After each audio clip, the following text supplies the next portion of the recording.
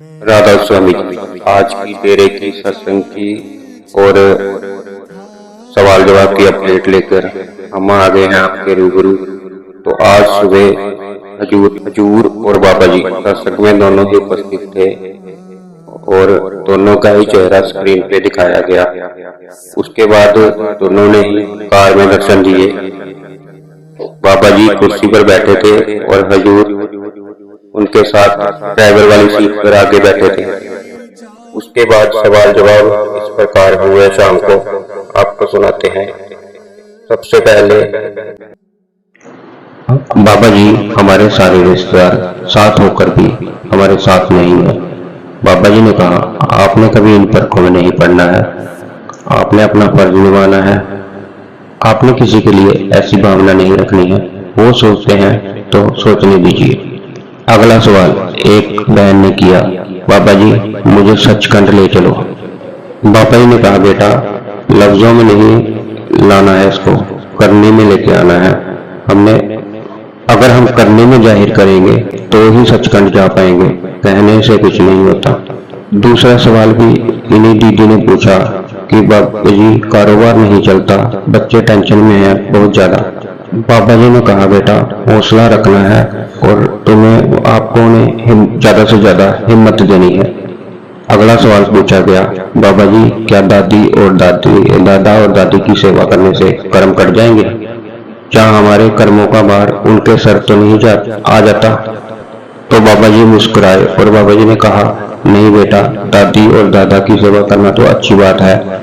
ऐसा नहीं कि इससे कर्म चढ़ेंगे, ना ही इससे कर्म उतरते हैं और ना ही चढ़ेंगे, पर इससे कर्म खत्म भी नहीं होंगे। आप सेवा जरूर कर सकते हैं। फिर अगला सवाल पूछा गया, बाबा जी ध्यान में शरीर हिलता डुलता बहुत है, क्या करें? बाबा जी ने कहा, बेटा आपको परखों में नहीं पड़ना, आपको 2 घंटे बैठना है। आप अगर परखों में पड़ेंगे तो मन बहुत कुछ आगे रखेगा, इसलिए परखों में नहीं पड़ना है। फिर अगला सवाल पूछा, बाबा जी मैं बहुत टेंशन में हूँ, बाहर जाना चाहती हूँ, कोई काम नहीं बनता, क्या करूँ? बाबा जी ने कहा कि बेटा यहाँ भी बहुत कुछ है, आजकल मुझे ये समझ नहीं आता कि सब बाहर को क्यों दौड़ रहे हैं। बेटा काम तो यहाँ भी बहुत है, करने वाला होना चाहिए। यहाँ भी बहुत काम है, यहाँ भी आप काम कर सकती हैं ना। अगला सवाल पूछा गया, बाबा जी अगर कोई हमें बुरा बोल देता है तो सारा दिन वही सोच आती रहती है दिमाग में, क्या करें? तो बाबा जी ने कहा, बेटा आप बार बार उसी चीज को क्यों सोचते हैं? अगर आप बार बार एक ही चीज पे ध्यान देंगे तो वही ख्याल आएगा ना। बहुत कुछ बोलती है दुनिया, बोलने दीजिए, आपको इससे कोई फर्क नहीं पड़ना चाहिए। अगला सवाल पूछा गया कि बाबा जी मेरे पापा को आप पर बहुत विश्वास है, वह कहते हैं कि आप हमारे घर भी आओगे। बाबा जी ने कहा, बेटा हमारा असली घर कौन सा है? हमारा असली घर तो वो निज घर है ना, मालिक का घर। अगला सवाल पूछा गया कि बाबा जी पढ़ाई में मदद कर दो थोड़ी सी। तो बाबा जी हंसने लगे और बोले कि बेटा ये काम मैं नहीं कर सकता, ये तो मेरी माँ ने मुझे खुद डंडे के जोर पर पढ़ाया है, मैं इसमें आपकी क्या मदद कर सकता हूँ? बाबा जी ने पंजाबी में बोला।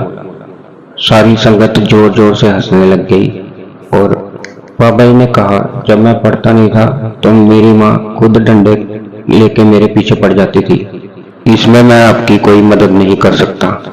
अगला सवाल पूछा गया कि बाबा जी भगवान कौन है? तो बाबा जी ने कहा, बेटा हम अभी उस अवस्था तक नहीं पहुंचे हैं, जब हम उस अवस्था तक पहुंचेंगे तो हमें पता चल जाएगा कि असली मालिक कौन है। मालिक का ना कोई रंग है, ना कोई रूप है, ना ही इन्हें लफ्जों में बयान किया जा सकता है, उन्हें सिर्फ महसूस किया जा सकता है।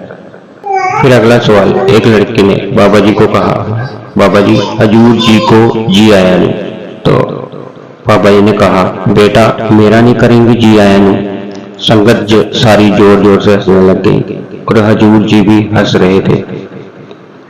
लड़की ने कहा, नहीं बाबा जी आपका भी जी आया नहीं। इस सवाल पर बाबा जी और हजूर जी दोनों ही मुस्कुरा रहे थे। फिर उसके बाद अगला सवाल किया गया, बाबा जी इसका क्या मतलब है, जीवित मरिए भव जल तरिए?